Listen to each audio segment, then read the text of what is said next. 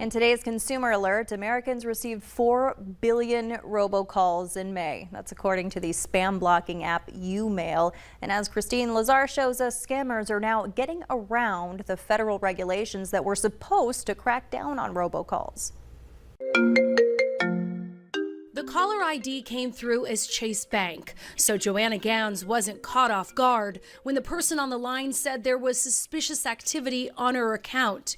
She says they told her she needed to transfer money out of her account via Zelle to prevent any more fraud. Everything he said led me to believe, because of the way he spoke and the exact verbiage that the bank uses, he had it down pat. Turns out the call was a spoof. It wasn't Chase calling, but a scammer. And within minutes, Gans was out more than $2,500. I really never thought it would happen to me. I mean, that's my rent and bill money. Last June, the FCC required all cell phone carriers to adopt caller ID authentication technology called StirShaken. The goal was to prevent illegally spoofed robocalls.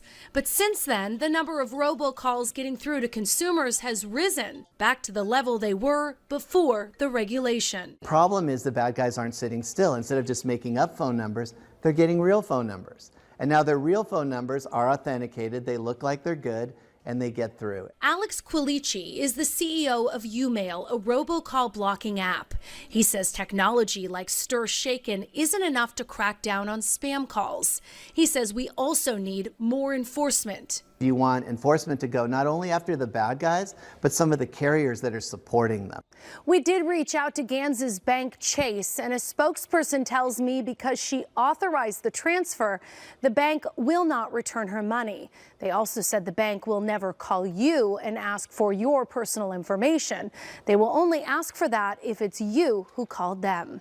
In Los Angeles, I'm Christine Lazar, CBS News.